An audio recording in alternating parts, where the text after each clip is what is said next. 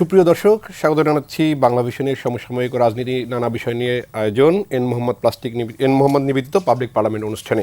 আপনাদের সঙ্গে আছে আমি রিশান নাসরুল্লাহ।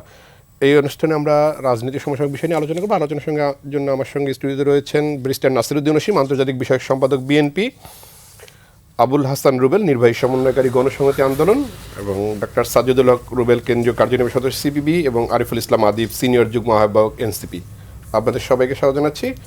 আমরা আলোচনায় যাবো, তবে আলোচনায় যাবার আগে আমি একটু নাসিরউদ্দিন সাহেব আপনার কাছে যেতে চাই। গণভোট নিয়ে যে প্রচারণা, সেটি জনগণের কাছে কতটা পৌঁছাতে পেরেছে? বিএনপি যদিও আজকে পরিষ্কার করেছে তারা গণভোটের পক্ষে, যেটি নজরুল ইসলাম খান জানিয়েছে তারা হ্যাঁ ভোটের পক্ষে, যদিও বিএনপির তৃণমূল থেকে অনেক জায়গায় এখনও না ভোটের পক্ষে প্রচারণা চলছে।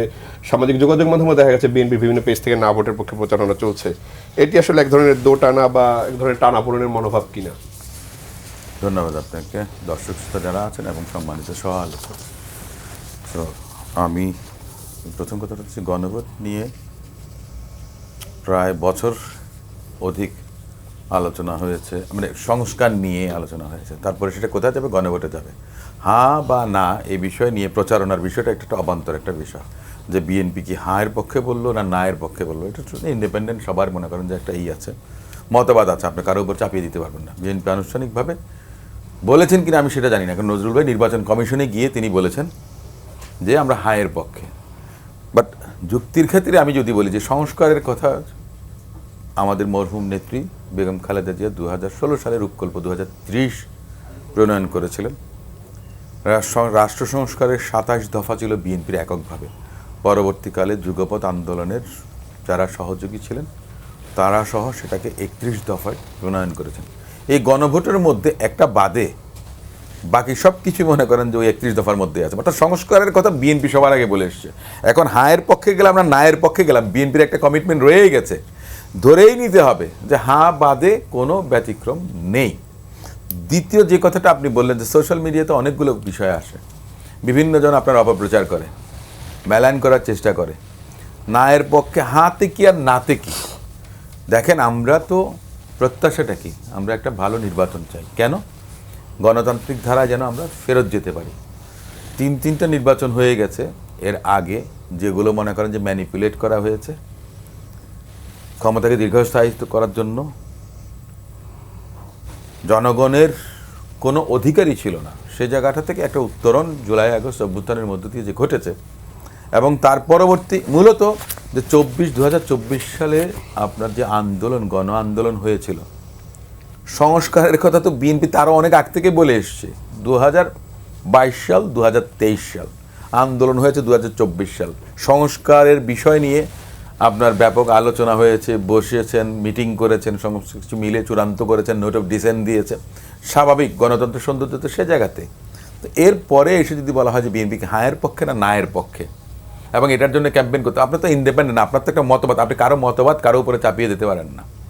ফ্রিডম অফ এক্সপ্রেশন যদি বলেন, ফ্রিডম অফ ওপিনিয়ন যদি বলেন, আমাদের কনস্টিটিউশনে যেটুকু এনশ্রিন্ড আছে, আপনি তো কাউকে জোর করে বলতে পারবেন না। তারপরেও আপনি যেটা বলেন, আমাদের মহাসচিবও বলেছেন ওনার নির্বাচনী এলাকাতে গত 2-3 দিন আগে, তারপরে আজকে জনাব নজরুল ইসলাম খান বলেছেন। তো এরপরে এই যে তৃণমূলে যে না ভোটের প্রচারণা, আমি মনে করি না যে এটা খুব একটা প্রাসঙ্গিক বিষয়। প্রসঙ্গের মধ্যে যেটা, সেটা হচ্ছে যে সংস্কারটা হওয়া উচিত। একটা নির্বাচন হয়ে গেলেই দেশ ভালোভাবে চলবে আমার মনে হয় না। আপনার কিন্তু গণভোট নিয়ে রাজনৈতিক দলগুলোর যে ধরনের প্রচারণা থাকা উচিত ছিল সংস্কারের পক্ষের দলগুলোর, সেই পরিমাণ প্রচারণা আসলে আছে কিনা? না, নেই। নেই কেন নেই? কেন নেই আমি একটু কথা বলি। সংসদের নির্বাচনটা যদি হয়ে যায়, XYZ যিনি আপনার পার্লামেন্ট মেম্বার হবেন, তিনিই তো পরদিন এসে আপনার রিট করতে পারেন সুপ্রিম কোর্টে, হাইকোর্ট ডিভিশনে।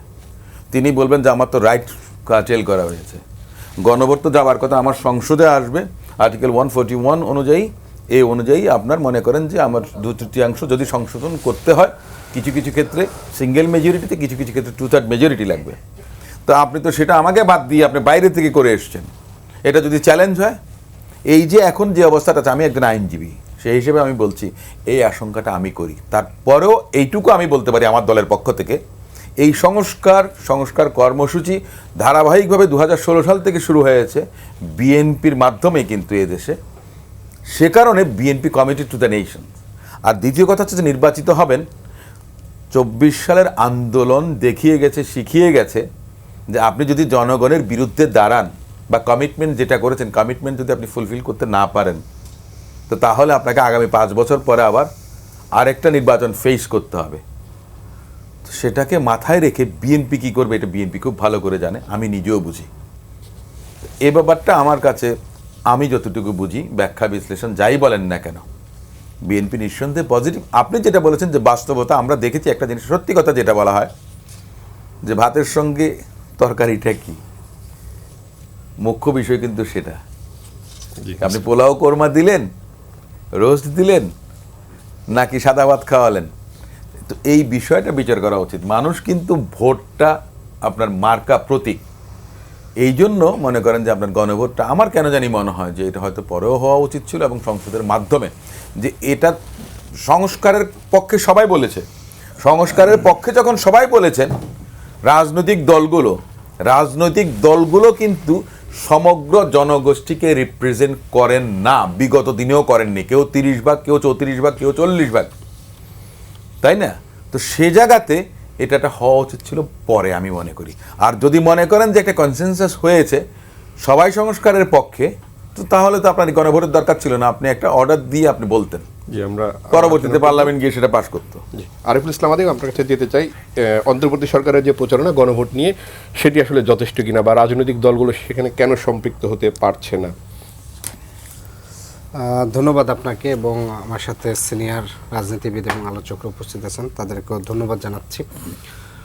প্রথমত বিষয় হচ্ছে যে দেখেন, যখন ঐকমত্য কমিশন আর আলাপ আলোচনা শেষে সর্বশেষ যে দাবিটা, 11 দল, তখন তো 11 দল ছিল না, 8 দলে তাদের কিন্তু একটা দাবি ছিল যে গণভোট পূর্বে করা।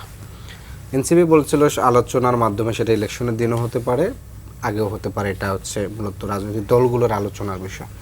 তখন আমাদের একটা লজিকটা ছিল, একই দিনে দুটো ইলেকশন করলে মানুষ আসলে প্রত্যেকে তো তার ব্যক্তি প্রচারণায় আসলে ব্যস্ত থাকে, কারণ নিজের প্রচারণা করেই তো আসলে নিজে কুল পায় না। গণভোটের দায়িত্ব সে তখন এটা কখন নেবে, কারণ তার নিজস্ব, কারণ গণভোট নিয়ে লিখতে হলে তার পোস্টারে আলাদা 2টা লাইন লাগবে, আলাদাভাবে হচ্ছে তার নেতাকর্মীদেরকে ট্রেনিং করতে হবে, কারণ গণভোট তো গিয়ে হুট করে অনেক কিছু বলতে পারবে না।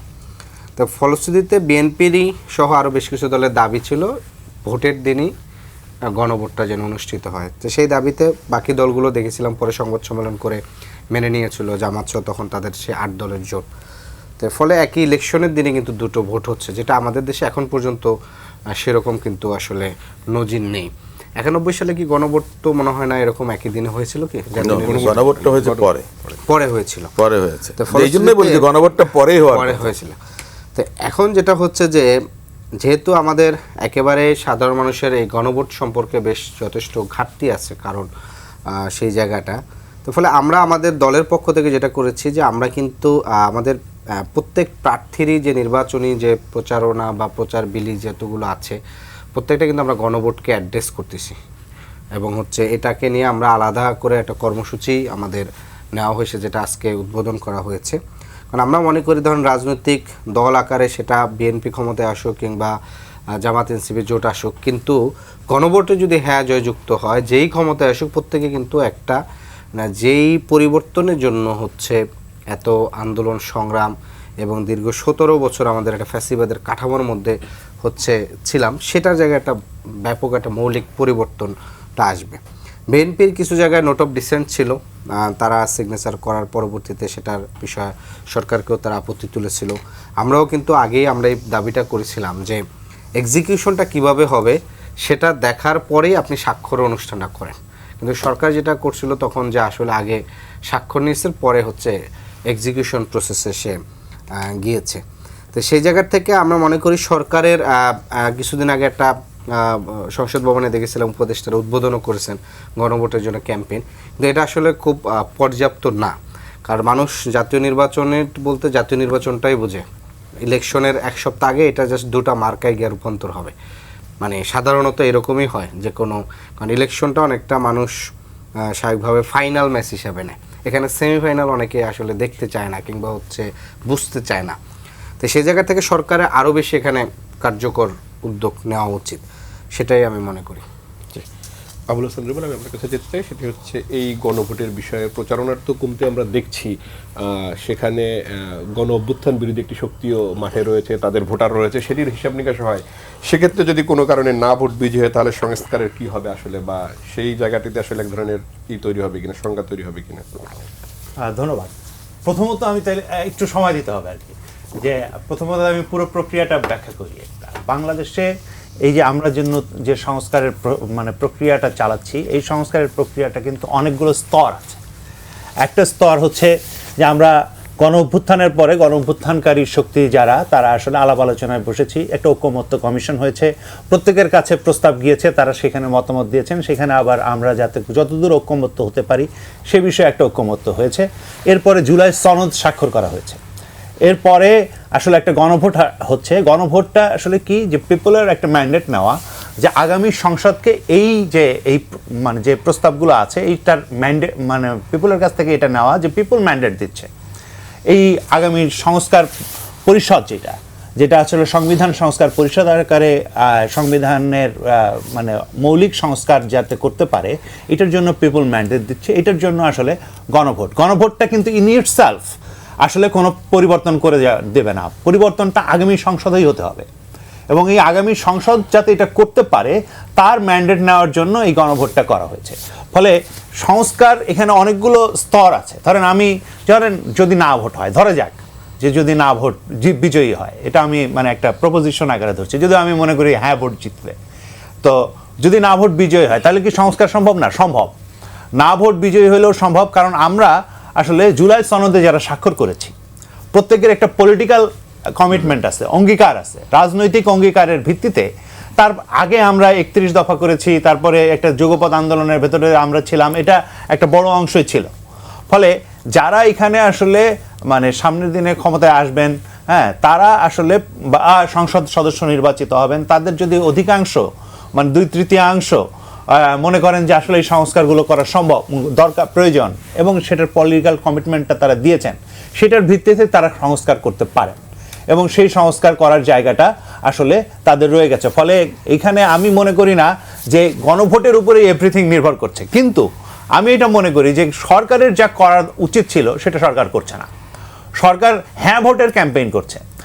আমার কথা হচ্ছে যে হ্যাঁ ভোটের ক্যাম্পেইন করবো তো আমরা, রাজনৈতিক দলগুলোর দায়িত্ব হচ্ছে হ্যাঁ ভোটের ক্যাম্পেইন করা। সরকারের দায়িত্ব ছিল হচ্ছে এই যে 4 প্রশ্ন তারা যে করেছেন, এই 4 প্রশ্ন জনগণের কাছে এক্সপ্লেইন করা, জনগণের কাছে প্রত্যেকটা জায়গায় বোঝানো যে আসলে এই ব্যাপার, এটা হলে এটা হবে, এটা হলে এটা হবে না, আপনি হ্যাঁ ভোট বা না ভোট দিতে পারেন, এটা আপনি সক্রিয়ভাবে এখানে গণভোটে অংশগ্রহণ করুন, এই মেসেজটা জনগণের কাছে দেওয়া, এটা ছিল সরকারের কাজ। আমাদের দায়িত্ব ছিল হচ্ছে, ধরেন বিএনপি বলেন, মানে এইখানে এনসিপি বলেন বা অন্য যে কেউ বলেন, আমরা বলি, সকলের দায়িত্ব ছিল হচ্ছে যে গণভোটের পক্ষে প্রচারটা চালানো, এবং আমরা সেটা চালাচ্ছি, যে আমরা হ্যাঁ ভোটের পক্ষে চালাচ্ছি। আমরা বলছি যে জুলাই সনদের যে অঙ্গীকার, সেই অঙ্গীকার রক্ষা করবেন। এবং আপনি এটা দেখবেন যে যেখানে যেটা আসলে 4টা প্রশ্ন করা হয়েছে তার একটা উত্তর দিতে বলা হয়েছে, এটা জনগণের কাছে আসলে বোধগম্য হওয়াটা অনেক কঠিন। ফলে এই বোধগম্য করার দায়িত্বটা ছিল সরকারের। সেটা না করে সরকার আসলে কি সংস্কার হবে মানে হ্যাঁ ভোট দিলে সেটা প্রচার করছেন, সেটা তো আসলে রাজনৈতিক দলগুলো প্রচার করবে। এই জায়গায় একটা আমার মনে হচ্ছে যে আমরা আসলে কার কি দায়িত্ব, এই জায়গায় আমরা একটু মানে গুলিয়ে ফেলছি। ফলে মানে এই জায়গায় একটা সমস্যা হচ্ছে। আরেকটা গুরুত্বপূর্ণ জায়গা আমি বলি, যে ধরেন মানে আগামী সংসদ, এই সংসদে যে আসলে মানে ধরেন গণভোট যদি আগে হতো বা পরে হতো, তাৎপর্যগত দিক থেকে এটার কোনো পার্থক্য নেই।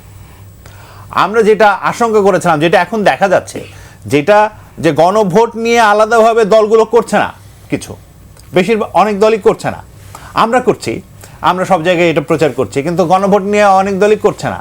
তাহলে গণভোটে অংশগ্রহণের হারটা অনেক কমে যেত যদি আগে করা হতো। এইটার বিবেচনায় কিন্তু আমরা একই দিনে করার কথা বলেছিলাম, যে যদি একই দিনে করা হয় তাহলে আসলে ওইখানে ভোট দিতে এসে মানুষ গণভোটেও তার অংশগ্রহণটা করতে পারবে। তা না হলে দেখা যাবে গণভোটে যদি অংশগ্রহণের হারই কম হয়, তাহলে এই পুরো সংস্কার প্রক্রিয়ায় একটা প্রশ্নের মুখে পড়ে যায়। এই বিবেচনা থেকেই কিন্তু আমরা বলেছিলাম যে এটা আসলে একদিনেই হওয়া উচিত, এবং এই একদিনে হওয়ার ব্যাপারে আসলে মোটামুটিভাবে প্রায় সমস্ত দলই একমত ছিল। ওইখানে ভিতরে জামায়াতে ইসলামী এবং ইসলামী আন্দোলন এবং এরকম কিছু দল তারা ছিল এর বিপক্ষে, বাকি সবাই মোটামুটিভাবে একমত ছিল, এনসিপিও একমত ছিল, মানে এখানে মোটামুটিভাবে সকলেই একমত ছিল।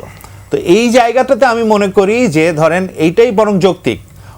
এখনই যে পরিস্থিতি আমরা দেখছি একই দিনে হওয়ার পরেও যদি একই দিনে না হতো তাহলে আসলে কতজন ভোট দিতে যেত সেটা নিয়ে তো এখন তখন একটা সন্দেহ মানে তৈরি হতো। তখন এই পুরো সংস্কার প্রক্রিয়াটা জনগণের অংশগ্রহণহীনতার ফলে একটা প্রশ্নবিদ্ধ হওয়ার জায়গা তৈরি হতো। ফলে এই সমস্ত জায়গায় আমরা একটু ক্লিয়ারলি যদি আমরা ইয়েটা করি এবং দুইটাকে ইকুয়েট না করা, সংস্কার আর গণভোট কিন্তু আসলে ইকুয়াল না। মানে সংস্কার প্রক্রিয়াটা অনেক আগে থেকে চলছে এবং এটা অনেকগুলো ধাপ আছে, স্তর আছে, গণভোট হচ্ছে তার একটা অংশ। এই অংশ অবশ্যই আমরা এটার পক্ষে এবং জনগণের মতামত নেওয়াটা খুবই গুরুত্বপূর্ণ, সেটা আমরা নিতে চাই। তবে জনগণ যাতে ভোট দিতে পারেন বুঝে সেইটার ব্যবস্থাটা করা দরকার। সাজেদ রুবেল, আমরা একটু এই যেহেতু পরবর্তী সংসদের উপরে নির্ভর করছে সংস্কার কি হবে এবং ঐক্যমত কমিশনে রাজনৈতিক দলগণের ক্ষেত্রে ঐক্যমত হয়েছে, তাহলে এই গণভোটের দরকারটি আসলে কি ছিল? নির্বাচনী ভোটের পরেই তো আসলে সিদ্ধান্ত নিতে পারতো দলগুলো। ধন্যবাদ আপনাকে এবং আমার সম্মানিত সকল সহ-আলোচক এবং বাংলা ভিশনের দর্শক যারা আজকের এই অনুষ্ঠান শুনছেন তাদের সবাইকে শুভেচ্ছা। আসলে আপনার যা প্রশ্ন আর আমাদের যে বাংলাদেশের কমিউনিস্ট পার্টির যা মতামত দুটো একই। এটাই আমরা বলার চেষ্টা করেছিলাম আর কি, যে কেন নির্বাচনের আগে আবার গণভোট এবং একই দিনে কেন গণভোট।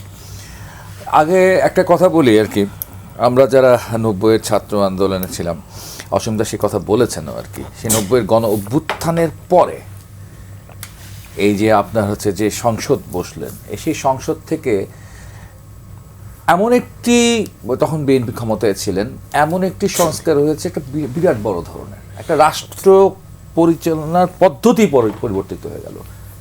রাষ্ট্রপতি শাসিত শাসন ব্যবস্থা থেকে বাংলাদেশ চলে আসলো সংসদীয় পদ্ধতির শাসন ব্যবস্থা, একটা বিরাট বড় আমূল পরিবর্তন। কিন্তু এত বড় একটা পরিবর্তন সাধিত হইল সেই সংসদে 307-0 ভোটে, এবং পরবর্তীতে আমরা দেখলাম যে হচ্ছে গণভোট অনুষ্ঠিত হলো আর কি, এবং সেই গণভোটের মাধ্যমে এটা জনগণের মতামতটা, ম্যান্ডেটটা নিয়ে নেওয়া হলো আর কি।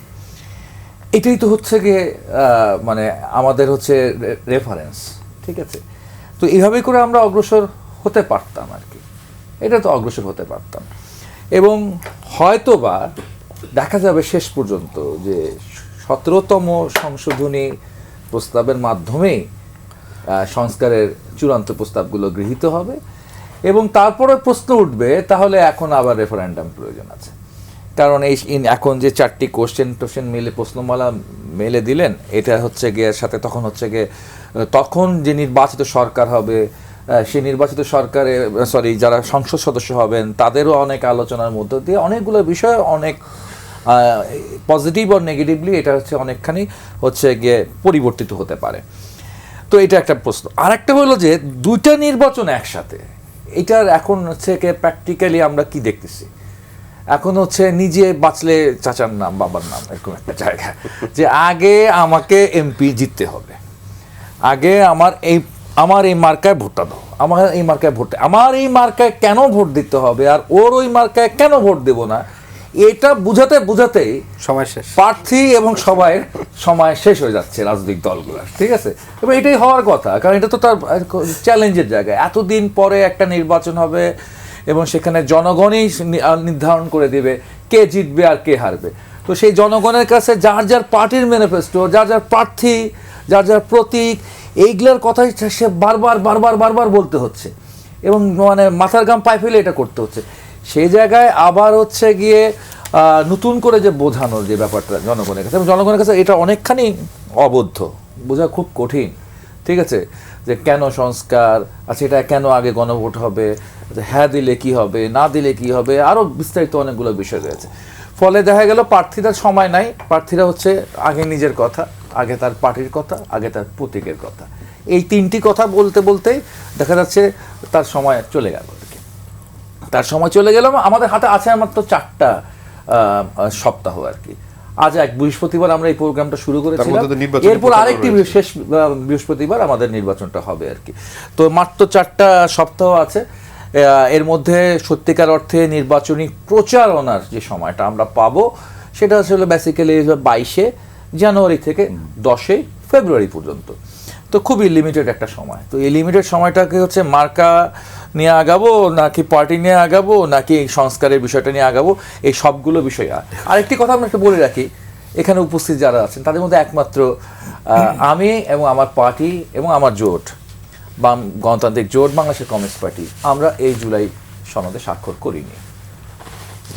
আমি একটু রাজনীতি আপনার সাথেই নির্বাচন নিয়ে সব দিকে দৌড়ঝাঁপ চলছে, রাজনৈতিকগুলো দৌড়ঝাঁপ করছে, জরিপকারী প্রতিষ্ঠানগুলো বেশ দৌড়ঝাঁপ করছে এবং বেশ কয়েকটি জরিপ গণমাধ্যমে প্রকাশিত হয়েছে। কখনো দেখা যাচ্ছে জামাতে গিয়ে, কখনো দেখা যাচ্ছে বিএনপি গিয়ে। আসলে এই জরিপ আমরা যদি 2008 সালের পরবর্তী যে নির্বাচনগুলো দেখি, সেই নির্বাচনকে কেন্দ্র করে নতুন 5 কোটি ভোটার রয়েছে, এই জরিপগুলো আসলে কোনো প্রভাব ফেলবে কিনা? জরিপ প্রভাব ফেলার কোনো কারণ নেই। তার কারণটা হচ্ছে যে দেখেন 4 কোটির উপরে আপনার নতুন ভোটার আছেন এবং যাদের বয়স 18 থেকে 32 বছর 35 বছর, এটা একটা বিষয় আছে। নারী ভোটার আপনার জনসংখ্যার অর্ধেক, মানে টোটাল ভোটারের অর্ধেক আছেন নারী ভোটার। আপনি যে জরিপগুলো হচ্ছে 20,000 22,000 জনের মধ্যে, আপনি র্যান্ডামলি মনে করেন যে এই অঞ্চল ওই অঞ্চল মিলে করছেন আপনি। এই যে 20-22,000 মানুষের আপনার জরিপ, আর তার মধ্যে আপনার সেগুলো যে আপনার ভিশিয়েটেড না, সেগুলো যে ইনফ্লুয়েন্সড না, সেগুলো যে মোটিভেটেড না, তাই না? আমরা তো বুঝতে পারবো না, জানতে পারবো না। হঠাৎ করে দেখি যে আপনার কেউ মানে কোনো একটা সংস্থা এসে মনে করেন যে যার কখনো নাম আমরা শুনিনি, কারণ এই জরিপকারী সংস্থাগুলো সম্পর্কেও কিন্তু বাংলাদেশের জনগণ খুব একটা বেশি ওয়াকিবহাল না। তো সেক্ষেত্রে এই জরিপ আমার কাছে কোনো প্রভাব ফেলবে আমি মনে করি না। দ্বিতীয়ত, এই জরিপের কোনো সত্যতা বা বস্তুনিষ্ঠতা আছে এটাও আমি বিশ্বাস করি না। তার কারণ দেখা গেল আপনি যদি গোপালগঞ্জে যান, গোপালগঞ্জে গেলে তো আপনি 90% আপনার একটা রাজনৈতিক দলের পক্ষেই পাবেন, তাই না? তাহলে ওনারা কোনভাবে, পদ্ধতিগত একটা বিষয় আছে, কোন বয়স, কোন আপনার মানে যুবক, বৃদ্ধ, তরুণ, ছাত্র, মহিলা, শ্রমিক, বিভিন্ন আপনার আছে, বয়সভেদ, পেশা ভেদে বলেন বা আপনার ধর্ম, আমরা যেটা জাতি, উপজাতি, নৃতাত্ত্বিক, ধর্মীয় বিভিন্ন আছে। তো এই কারণে বলছি যে জরিপকারী যে প্রতিষ্ঠানগুলো এ পর্যন্ত যতগুলো জরিপ দিয়েছে, আমার কাছে কোনোটাই মনে করেন যে বস্তুনিষ্ঠ বলে মনে হয়নি।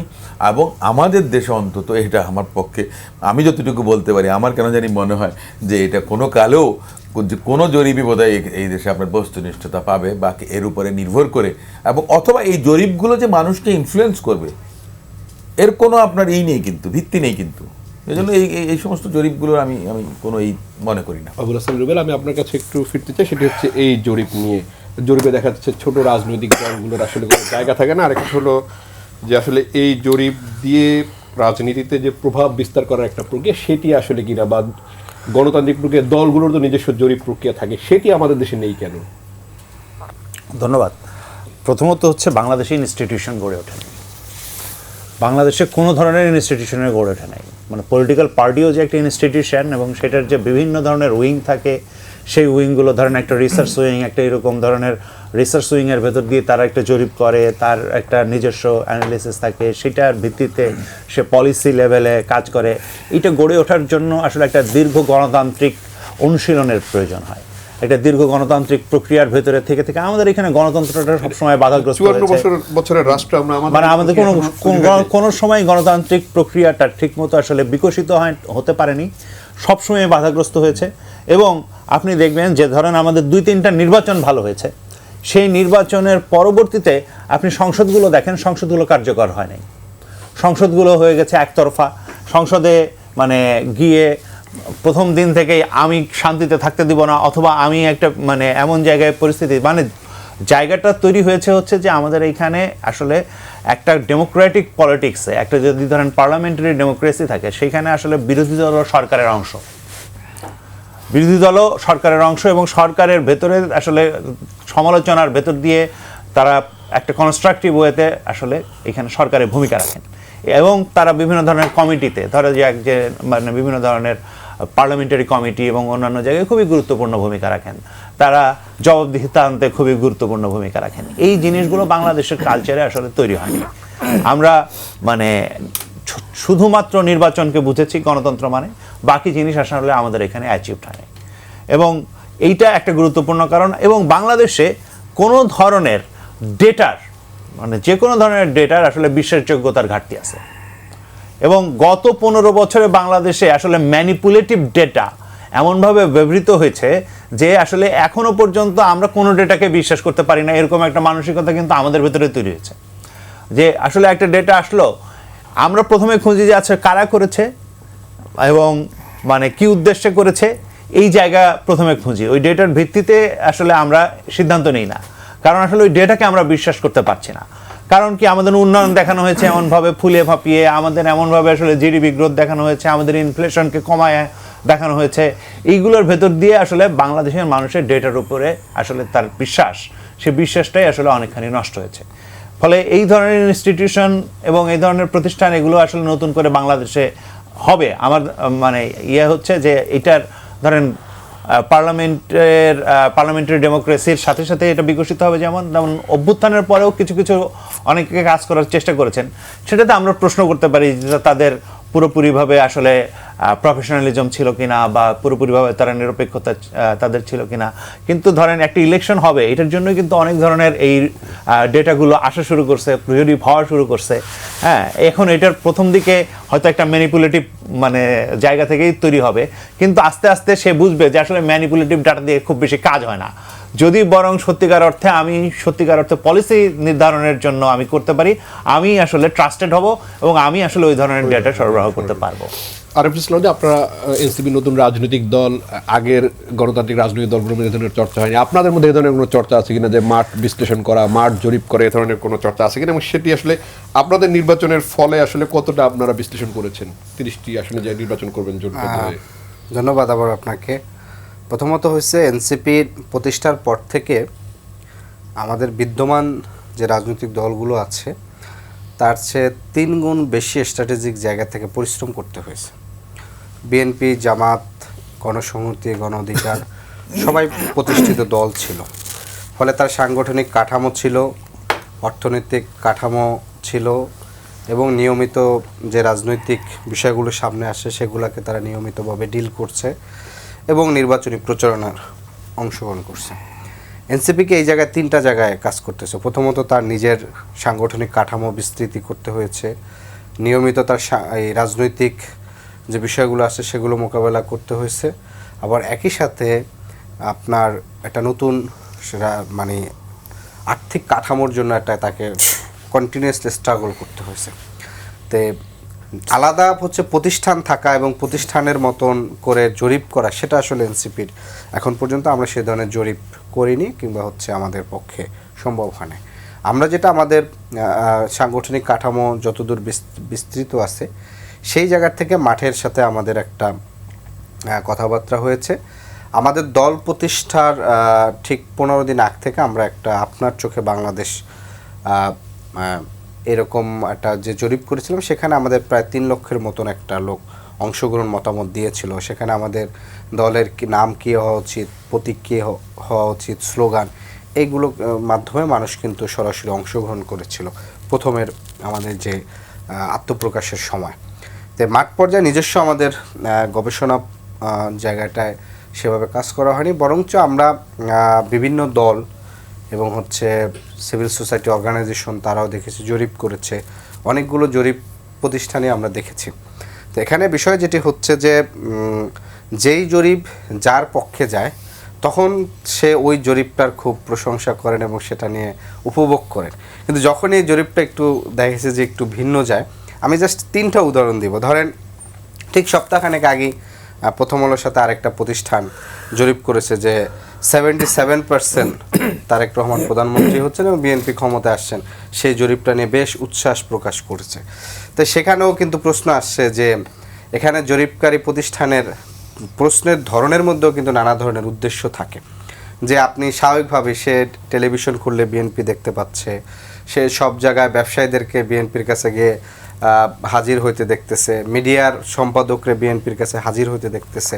তো ফলশ্রুতিতে আপনি যদি তাকে জিজ্ঞেস করেন যে ক্ষমতায় কে আসবে, তা আপনি তো প্রশ্ন যাকে করতেছেন মোটামুটি একটু রাজনৈতিক সচেতন লোকই করতেছেন, কিন্তু সাধারণভাবে ভোট কিন্তু ঢাকা বিশ্ববিদ্যালয়ের অধ্যাপকের একটা ভোটের যা মূল্য, আপনার ওই একেবারে সবারই। গ্রামের রিক্সা চালক যে ধরেন বিএনপি নামটাও হয়তো বলতে পারে না বা জামাত নামও বলতে পারে না, বিএনপিরে বিএনপি বলে কিংবা জামাতরে জমাত বলে, তার ভোটের মূল্য কিন্তু একই।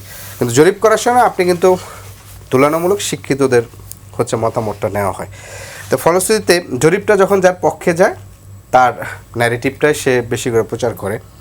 আরেকটার উদাহরণ আমি দিব যে এই প্রথম আলো জরিপের আগে আরেকটা জরিপ আসছিল, এটা খুব সম্ভবত নাগরিক কোয়ালিশন সহ বেশ কয়েকটা প্রতিষ্ঠান নিয়ে জরিপটা করেছিল। ওই যে আওয়ামী লীগের মনে হয় 15 বা 17% একটা পার্সেন্টেজ দেখাইছিল। সেই জরিপ অবশ্য তারা একটা ভালো কাজ করছিল যে তারা কতজন লোককে প্রশ্ন করেছিল আর কতজন রেসপন্স করছিল এই সংখ্যাটা উল্লেখ করছিল। তো সেখানে দেখা গেছিল 10,700 জনের মতন লোককে তারা অ্যাপ্রোচ করেছে, রেসপন্স করেছে অনলি 4200 লোক। তো তখন আমি একটা প্রশ্ন তুলছিলাম যে আপনি তো পাশমার্কি করছেন টানে, মানে আপনি 10,000 লোককে অ্যাপ্রোচ করছেন, আপনার প্রশ্নের ধরন হোক বা আপনার এটার সাথে পিপল গুড মানে ভালো ফিল করে না, সে রেসপন্স করছে 40 জন, তার মানে আপনি শতকরা ধরলে আপনার রেসপন্সের পার্সেন্টেজ 42%। সেই 42%-এর আবার হচ্ছে পার্সেন্টেজ করে আপনি বলুন অমুক দল এত %, তাহলে আপনার মূল ধারায় কি মানে 10,000 লোকের প্রথম 60 জন রেসপন্সই করে না, বাকি 42 জনের মধ্যে হয়তো ধরেন 15 জন বিএনপি, আওয়ামী লীগ ছিল 7-8 জন, এভাবে ছিল। তো ফলশ্রুতিতে এই যে ন্যারেটিভ যেটা করছে তারা কত লোককে অ্যাপ্রোচ করছে, ওই প্রতিষ্ঠান একবার দেখিয়েছিল 17%, হ্যাঁ। 4-5 মাস পরে আবার দেখিয়েছে, তখন সেটা 21%। এর মধ্যে একটা মনস্তাত্ত্বিক বিষয় আছে। আমি তো সেটাই বললাম যে যারা জরিপের kept silent। মাধ্যমে যে ধরে না, এখানে আবার একটা বিষয় আছে যে আপনার কেন 60% লোক রেসপন্স করে নাই, হয়তোবা সে তার প্রশ্ন ধরন পছন্দ হয় নাই। না প্রশ্ন ধরন পছন্দ না, ভয়ের সংস্কৃতি বলে একটা কথা আছে, হ্যাঁ। ইমিডিয়েট আফটার দি হ্যাঁ। Uprising and the fall of the faces, তখন অনেকে আপনার মুখ খোলেনি যারা তাদের পক্ষের। পরবর্তীতে সময় যত গেছে, এটা এখন যদি নেন হয়তোবা দেখবেন যেহেতু বেশিও আছে। তো সেই জায়গা থেকে ন্যারেটিভ কত লোককে অ্যাপ্রোচ করছে, তার রেসপন্স আর কত, সেটা কিন্তু সে ওইভাবে এই তথ্যটা আমি পাই না। স্বাভাবিকভাবে তারা দেখেছি প্রায় 22,000 লোকের স্যাম্পল সাইজ তারা করেছেন। এবং এখানে যেটি ঘটেছে যে ন্যারেটিভের এইটার বেশি প্রাসঙ্গিক আলোচনা হচ্ছে বিশ্ববিদ্যালয়গুলো, পাবলিক বিশ্ববিদ্যালয়গুলোতে যে ছাত্র সংসদ নির্বাচনগুলো হয়েছিল সেখানে কিন্তু এরকম বেশ কিছু প্রতিষ্ঠান কিন্তু জরিপ করেছিল। ফলে ন্যারেটিভ এবং আরেকটা প্রতিষ্ঠান ছিল সোচ্চার। এই সোচ্চারের হচ্ছে যে তারা যে হচ্ছে মানে ইয়াটা দিয়েছিল, রেজাল্টটা দিয়েছিল, তাদের যে ফলাফল সেটা প্রায় 87% মানে হুবহু প্রায় কাছাকাছি হয়েছিল। তো ফলে ওই জায়গার থেকে মূলত তাদের প্রতিষ্ঠান হিসেবে তারা হয়তো নতুন, কিংবা হচ্ছে তাদের এখনও পরিচিতি হয় নাই, অভ্যুত্থানের পরবর্তী সময় নতুন প্রতিষ্ঠান করতেছে। তো ছাত্র সংসদ নির্বাচনে যেহেতু তাদের ফলাফলগুলা বেশি কাছাকাছি হয়েছে, এই কারণে এইটার একটা প্রাসঙ্গিকতা রয়েছে। সাজেদুল হক রুবেল, এই জরিপ নিয়ে একটা প্রশ্ন, যেটি হলে ছাত্র সংসদ নির্বাচনগুলোকে এক ধরনের জরিপ হয়েছিল, কারো জরিপ মিলেছে কারো জরিপ মেলেনি, এই জরিপ দিয়ে আসলে নির্বাচনকে প্রভাবিত করা যায় কি না? জরিপ দিয়ে নির্বাচনকে প্রভাবিত করা মানে করার একটা চেষ্টা আছে, করা যাবে কি না এটা আমরা এখনো মানে এই সিদ্ধান্তে আপনি আসেন না। তবে এই জায়গায় আসেন যে এইটা দিয়ে যে যেমনভাবে পারছে এটাকে চেষ্টা করছে আর কি, এটা চেষ্টা করছে মানুষকে যে হ্যাঁ আমরাই তো জিতে যাচ্ছি, এটা একটা প্রচার করার ক্ষেত্রে ব্যাপারটা ঘটছে আর কি। তো আমার একটা খুব আবুল হাসান রুবেল ভাইয়ের সাথে প্রায় পুরো আলোচনাটাই আমার এই জরিপ সম্পর্কে প্রায় একই আর কি, যে আমাদের এখানে তো হচ্ছে মানে ডেমোক্রেটিক যে ইনস্টিটিউট তো ধ্বংস হয়ে গেছে, ঠিক আছে, এবং একটা ইলেকশন কিভাবে মনিটর করব, হ্যাঁ আমি পর্যবেক্ষক হিসেবে সেইটারও তো এক্সপিরিয়েন্স আমাদের নাই। কেন আগে তো আমাদের একরকম মানে ওই যে মনিটরিং করার কোনো ব্যাপারই ছিল না, ওখানে সার্ভে করারও কোনো ব্যাপার ছিল না, কিছুই ছিল না। ফলে আমাদের প্রতিষ্ঠানগুলো যদি আমি খুব নির্মমভাবে দেখি যে তারা খুব অনেস্ট ডিজায়ার থেকে তারা কাজটা করার চেষ্টা করছে, যদি এইভাবেও আমি দেখি, তো এইভাবে দেখার চেষ্টা করলে আমি বলবো যে সবাই হচ্ছে এখন শিক্ষানবিশ অবস্থায় আছে, মানে জাস্ট বিগিনিং হচ্ছে, শুরু হচ্ছে, মাত্র নতুন করে শুরু করা হলো। 2-1টা ইলেকশন যাওয়ার পর তাদের মধ্যে আরও পেশাদারিত্ব বাড়বে, তাদের ইফিসিয়েন্সি বাড়বে, তখন হয়তো আমরা এই সার্ভেগুলা বা পল এক্সিট সার্ভে হয় পৃথিবীর বিভিন্ন দেশে, যেগুলো প্রায় মিলে যায় আর কি, তো বাংলাদেশে ওরকম হবে আর কি। তো এই ইলেকশনের ক্ষেত্রে জরিপ যথার্থ হচ্ছে কিনা বলা যাবে না। আর আদিব যেটা বললো সেটাকে একটা মানে একটা দেখেন যে একটা ক্যাম্পাসে স্টুডেন্টদেরকে একরকম মানে একই কোশ্চেন, সেই কোশ্চেনটা হচ্ছে মোটামুটি সবাই বুঝতে পারে, ধারণ করতে পারে, নির্ভয় হয়ে নির্মোহভাবে হোক সে তার মতামতটা মোটামুটি দিতে পারে। কিন্তু যখন একটা মাল্টি ক্লাস জায়গায় যাব, সেখান থেকে হচ্ছে মানে একদম উচ্চশিক্ষিত মানুষ আছে, সেখানে একদম আপনার হচ্ছে নিম্ন বৃত্তের মানুষ, শ্রমজীবী মানুষ আছে, যার যার হচ্ছে মানে ইন্টেলেকচুয়াল যে ডেভেলপমেন্ট হাইট এক এক রকম, এটা হোমোজেনাস না। একটা ক্যাম্পাসে দেখা যায় প্রত্যেকটা মানুষই মোটামুটি একটা হোমোজেনাস ডেভেলপমেন্টের মধ্যে থাকে, তো সেখানে কিছুটা মিলানো যেতে পারে। কিন্তু ন্যাশনাল ইলেকশনে বা এই সমস্ত ধরনের ইলেকশনের ক্ষেত্রে এই জরিপটা হলো মিলানোটা খুবই কঠিন। তবে তার সব কথা শেষ কথা আমি প্রথম যে কথাটা বলেছি যে আসলে এই যে জরিপের এত যে আধিক্য দেখা যাচ্ছে, এই জরিপ সেই জরিপ, এগুলো সবই হচ্ছে আমার মতে ফরমাইশি ব্যাপার স্যাপার। নাসিরুদ্দিন হাশিম, নির্বাচনের জোট ও দলগুলোর আলাদা আলাদা চ্যালেঞ্জ, সেই চ্যালেঞ্জগুলো কি দেখছেন? এবং লেভেল প্লেইং ফিল্ড নিয়ে সবগুলো দলের অভিযোগ রয়েছে, ব্যালট পেপার নিয়ে বিএনপি এরই মধ্যে অভিযোগ করেছে। না, স্বাভাবিক, বাংলাদেশ জাতীয়তাবাদী দল এবং তার সঙ্গে যুগপৎ আন্দোলনে যারা শরিক ছিলেন, প্রত্যেকটা রাজনৈতিক দলই কিন্তু আমরা লেভেল প্লেইং ফিল্ডের কথা বলছেন। কারণ এই যে এত ত্যাগ, এত রক্ত, এত শহীদের আত্মার আকুতি এখনও মনে করেন যে বাংলাদেশের আকাশে বাতাসে, কিংবা যারা আহত হয়ে আছেন, হসপিটালে আছেন, কিংবা পঙ্গুত্ব বরণ করে পরিবারের সঙ্গে আছেন, সব কিছু মিলিয়ে বাংলাদেশের জনগণের যে আশা আকাঙ্ক্ষা যেটা, সেটার তো একটা প্রতিফলন হওয়া উচিত, সে সুষ্ঠু একটা নির্বাচন। এবং তার নির্বাচনের মধ্য দিয়ে যে একটা নির্বাচন হয়ে গেলে একটা সরকার আসবে, সেই সরকার আপনার মনে করেন যে গণতান্ত্রিক মূল্যবোধটা ধরে রাখতে পারবেন, গুড গভর্নেন্স দিতে পারবেন, রুল অফ ল এক্সিস্ট করবে, সব কিছু তো রাতারাতি সম্ভব না। কিন্তু আপনি যে অঙ্গীকারটা করেছেন সেটার তো প্রতিফলনটা ঘটাতে হবে। চ্যালেঞ্জটা মানুষকে বোঝানো যে কে পারবে, কারা পারবে। কারণ প্রত্যেকটা রাজনৈতিক দল তাদের মধ্যে একটা কম্পিটিশন রয়েই গেছে। আমরা যে বলেছি একটু আগে, যে কথাটা আমরা বলেছিলাম যে বিশ্ববিদ্যালয় আদিম উনি বলেছেন, তারপরে ভাইয়াও বললেন যে অনেকটা মিলে গেছে, যে 87%, এটা 100% হওয়া সম্ভব। তার কারণটা কি? প্রথম কথা হচ্ছে স্বল্প পরিসর। আমি একটা কথা বলি, বিশ্ববিদ্যালয় সীমিত এলাকা, বাউন্ডারিটা সীমাবদ্ধ, এবং সীমাবদ্ধ শ্রেণী মানে কারা? 17 থেকে 22 বছর কিংবা 18 থেকে 23 বছর বয়সী, এই ক্লাসটাই তো, এদের মধ্যেই তো জরিপটা হয়েছে, এবং তাদের কাছে রিচ করা খুব সম্ভব। এই কারণে বলছি যে জরিপের ক্ষেত্রে যেমন মনে করেন যে একটা বিশুদ্ধ আপনার স্ট্যাটিস্টিক্স আপনি পাবেন এ জায়গাতে, সমগ্র দেশ জুড়ে কিন্তু আপনি পাবেন না। ঠিক তেমনই এই যে একটা প্রত্যাশা জনগণের কাছে রাজনৈতিক দলগুলোর, তারা কি কমিটমেন্ট করবেন, কিভাবে সেটা ফুলফিল করবেন। আপনি কমিটমেন্ট করলেন, অনেক বড় বড় উচ্চাসা দেখালেন, কিন্তু সেটা বাস্তবায়নটা কিভাবে করবেন জনগণের কাছে কিন্তু সেটা বোঝাতে হবে। এইবার অন্তত আপনি বলে গেলেন, কথার ফুল জুড়ি দিবেন, তাতে কিন্তু মানুষের পেট ভরবে না। তার কারণটা কি? যে এই গণতন্ত্রের জন্য লড়াই সংগ্রাম সব শ্রেণীর, মতের, পথের, পেশার মানুষরা একসঙ্গে ছিল এই জুলাই আগস্ট অভ্যুত্থানে 2024 সাল বা তারও আগেও। 18 সাল থেকে কোটা বিরোধী আন্দোলন হয়েছে, তার আগে তো আপনার 2009 সালে যখন সরকার এসেছিল, তারা যেভাবে অগণতান্ত্রিকভাবে দেশ শাসন করেছেন, জনমতের তোয়াক্কা না করে, মত প্রকাশের স্বাধীনতা হরণ করে, নির্যাতন, নিপীড়ন, গুম, ক্রসফায়ার, এই সমস্ত কিছু তো বিরোধী রাজনৈতিক দলের নেতাকর্মীদেরকে দমন করার জন্য, পীড়ন করার জন্য করেছেন। কেন করেছেন? ক্ষমতাকে চিরস্থায়ী করার জন্য।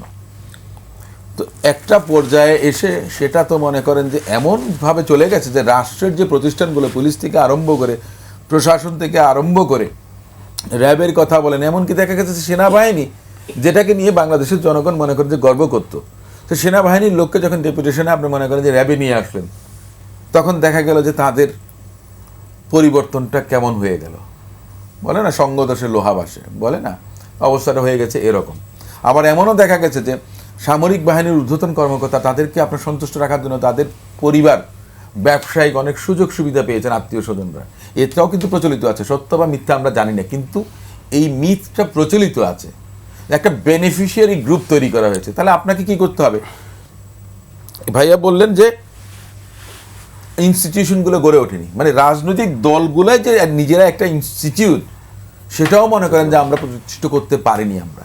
তাই না? আমি কি সবসময় কি জনমত জরিপের তোয়াক্কা করছি? এই উদাহরণে না গেলাম, তাহলে হয়তো বা ভিন্ন অনেক কিছু হতে পারতো। আপনি ইনস্টিটিউটের কথা বলেন, সেক্ষেত্রে আমি বিএনপিকে নিয়ে একটা প্রশ্ন করি। বিএনপি এই 5ই আগস্টের পরে তার দলের অনেক নেতাকর্মীকে বহিষ্কার করেছে, কিন্তু তাদেরকে এখন আবার দলে ফেরানো শুরু হয়েছে। কেন তাদেরকে বহিষ্কার করা হলো, কেন তাদেরকে ফেরানো হচ্ছে, এটি আসলে জনগণের কাছে তারা পরিষ্কার করেছে কিনা? দেখুন, সাংগঠনিক বিশৃঙ্খলার কারণে যাদেরকে বহিষ্কার করা হয়েছে তাদেরকে মনে করেন যে ফেরত নেওয়া হচ্ছে, কিন্তু অন্যায় অপকর্মের জন্য যারা বহিষ্কৃত হয়েছেন এই ক্ষেত্রে জিরো টলারেন্স যেটা ছিল এটা সবসময় আছে, এটা থাকবে। এবং আমি আশা করব আমার দলের আপনার নেতৃবৃন্দ যারা আছেন ঊর্ধ্বতন, যে এই ভুলটা যেন না করেন। কারণ মানুষের কাছে তো আপনাকে যে মেসেজটা দিতে হবে, আপনি যদি সেটা করেন তাহলে মানুষের কাছে মেসেজটা কী যাবে? ভিন্ন রকম একটা এই হবে। এখন যেমন আমাদের এখানে যেমন একরাম সাহেব নামে একজন ভদ্রলোক ব্রাহ্মণবাড়িয়ার, ওনার বহিষ্কার আদেশটা প্রত্যাহার করা হয়েছে। উনি কী করেছেন? একটা নির্বাচন করেছেন 2024 সালে। আবার এবার স্বতন্ত্র উনি প্রার্থী ছিলেন। একটা স্ট্র্যাটেজি থেকে থাকে এক এক সময় ভিন্ন রকম। কোনো কোনো জায়গায় যেমন আজকে নির্বাচন কমিশনে নজরুল ভাইকে সাংবাদিকরা জিজ্ঞেস করেছিল যে আপনাদের তো কোথাও কোথাও দুজনকে মনোনয়ন দিয়েছেন। না, দুজনকে মনোনয়ন ইজ নট ফাইনাল। এটা স্ট্র্যাটেজিক কারণে একজনের যদি বাতিল হয়ে যায়, ঋণখেলাপি হতে পারে, কিংবা মামলার কারণে নির্বাচন নাও করতে পারেন। দ্বৈত নাগরিকত্বের ক্ষেত্রে আমরা দেখেছি কয়েকজন এমপি প্রার্থীর অন্য রাজনৈতিক দলেরও আপনার ওনাদের প্রার্থিতা বাতিল হয়ে গেছে। সেক্ষেত্রে ওই রিস্কটা কাটিয়ে ওঠার জন্য আপনাকে দুজনকে মনোনয়ন দেওয়া হয়। কিন্তু মার্কাটা তো চূড়ান্ত, আপনার প্রার্থী একজনই থাকে, কিন্তু আপনি 3 জনকে দেন, 5 জনকে দেন, এমন করে। ইভেন দেন আমি দেখেছি আমার দলেরই অনেক প্রার্থী তার স্ত্রীকে স্বতন্ত্র আপনার সাবমিট করিয়েছে। কিন্তু কোথাও কোথাও তো আপনাদের বিদ্রোহী প্রার্থী রয়েছে, না রয়েছে, জোটের বিরুদ্ধেও রয়েছে। সেক্ষেত্রে যদি হেরে যায় আপনাদের প্রার্থী, তাদেরকে আবার ফেরত আনবেন কিনা দলে? দেখেন, এরকম বহিষ্কৃত নেতাদের মতো এটা তো এখনই স্পেকুলেট আমি করতে পারবো না। আপনার সামনের দিকে দেখা যাবে। কারণ রাজনীতিতে দেখা গেছে কি, আমরা যতই মিষ্টি কথা বলি, ভালো কথা বলি, শেষ কথা বলে দেখা গেছে কোনো কিছুই দেখি না আমরা। জি, আবুল হাসান রুবেল, লেভেল প্লেইং ফিল্ডের বেশ অভিযোগ রয়েছে। আমরা নির্বাচন কমিশনের কার্যক্রম নিয়েও নানান ধরনের প্রশ্ন রয়েছে। কারণ আমরা দেখেছি একই প্রার্থীর ঢাকায় মনোনয়নপত্র বৈধ হয়েছে, বগুড়াটা মনোনয়নপত্র বাতিল হয়েছে। অর্থাৎ নির্বাচন কমিশনের ভূমিকা নিয়েও প্রশ্ন রয়েছে। একই সঙ্গে বিভিন্ন রাজনৈতিক দলের একাধিক প্রার্থী মাঠে রয়েছেন। এটি আসলে লেভেল প্লেইং ফিল্ড এবং রাজনৈতিক যে সহিংসতা সেটি আসলে বাড়াবে কিনা? ধন্যবাদ। মানে আগামী নির্বাচনে আসলে মানে আমি যেটা দেখি যে আসলে নির্বাচন কমিশন এবং সরকার উভয়ের ভেতরে একটা বডি ল্যাঙ্গুয়েজের সমস্যা আছে। তাদের বডি ল্যাঙ্গুয়েজে মানে মানুষ আস্থা পাচ্ছে না। যে মানুষ, তাদেরকে তো বলতে হবে যে না, এই নির্বাচন সুষ্ঠুভাবে আমরা করব এবং এটা করার জন্য যা যা করার সেটা আমরা করব, এই করা হচ্ছে, এটা জনগণকে জানাতে হবে। তারা কেমন যেন একটু মানে মনে হচ্ছে যে কথাটা পুরোপুরিভাবে বলছেন না, কিংবা বলছেন বললেও আবার কনভিন্সিং কিনা সেটা নিয়ে একটা মানে সমস্যা হচ্ছে। এই জায়গায় বাংলাদেশের মানুষ একটু মানে স্ট্রেইট ফরওয়ার্ড জিনিসটা চায়। এবং অনেকগুলো জায়গায় তো আমরা দেখতে পাচ্ছি যে আসলে মানে গুরুতর সমস্যা রয়ে গেছে। একটা হচ্ছে আইন শৃঙ্খলা পরিস্থিতি। এখনও বিভিন্ন জায়গায় বিভিন্ন ধরনের মানে অস্ত্র রয়ে গেছে, অস্ত্র রয়ে গেছে এবং সেই অস্ত্রের ব্যবহারও হচ্ছে। ফলে এইগুলোর জায়গায় তারা অস্ত্র উদ্ধার করা, এখানে করা, এগুলোর জায়গায় তাদেরকে যথেষ্ট গুরুত্ব দিয়ে এগুলো করার জন্য যে প্রচেষ্টা সেটা তারা চালিয়েছেন, এরকম দেখা যাচ্ছে না। আরেকটা হচ্ছে যে ধরেন মানে কোনো কোনো ক্ষেত্রে প্রশাসনকে কেন্দ্র করে, যে প্রশাসন কোনো দলকে বিশেষভাবে মানে সাপোর্ট দিচ্ছে কিনা বা তাকে ফেভার করছে কিনা, এই বিষয়ে যথেষ্ট মনিটরিং তো তাদের থাকতে হবে এবং কয়েকজনকে ফায়ার করতে হবে যদি এরকম করে থাকে। না হলে জনগণের ভেতরে আস্থা আসবে কীভাবে? মানে এই সমস্ত জায়গায় জনগণের আস্থা অর্জনের জন্য তাদের এখনও কাজ করা বাকি বলে আমি মনে করি।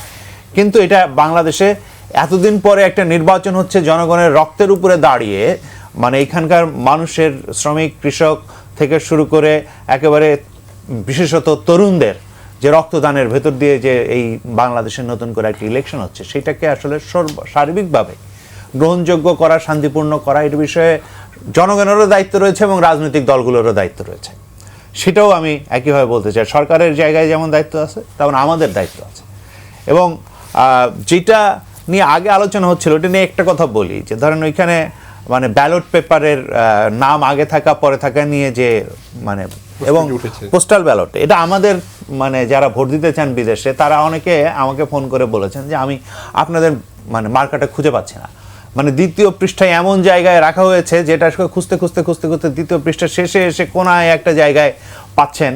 এই জায়গাটা আসলে ফলে এটা বোঝা যায় কিন্তু যে আসলে এটার একটা ইফেক্ট আছে এবং এটাকে আসলে সাধারণভাবে বলে হচ্ছে মানে বিভিন্ন দেশে এটা বিষয়েও গবেষণা হয়েছে, মানে আমরা এখানে বলা হচ্ছে এটাকে ব্যালট অর্ডার ইফেক্ট। মানে এবং ব্যালট অর্ডার যদি আপনার উপরে থাকে, ইয়ের দিকে থাকে, তাহলে 1 to 10% এটা ভ্যারি করতে পারে অ্যাকর্ডিং টু, যেহেতু খোঁজাখুঁজির একটি বিষয়, খোঁজাখুঁজির বিষয় আছে। আমি একটু সাজেল গ্রুপের আপনার কাছে আসতে চাই। লেভেল প্লেইং ফিল্ড নিয়ে প্রশ্ন রয়েছে, আপনারা মাঠে রয়েছেন, আপনাদের কি মনে হয় সরকার এবং নির্বাচন কমিশনের ভূমিকা যথেষ্ট কিনা লেভেল প্লেইং ফিল্ড নিশ্চিত করার ক্ষেত্রে? লেভেল প্লেইং ফিল্ড নিশ্চিত করার ক্ষেত্রে একটা বিষয় কি, এটার ব্যাপারে আমরা কেউ অতটা কথাবার্তা বলছি না আর কি। এই প্রথম কথা হচ্ছে যে টাকা পয়সা ব্যয়ের একটা ব্যাপার আছে। হিসাবটা শুরু হবে 22 তারিখ থেকে, কিন্তু এই 22 তারিখ থেকে 22 জানুয়ারি থেকে 10 ফেব্রুয়ারি পর্যন্ত যে টাকা খরচ করবেন, আমি মনে করি যেখানে সবাই তার লিমিটের অনুযায়ী খরচ করবেন।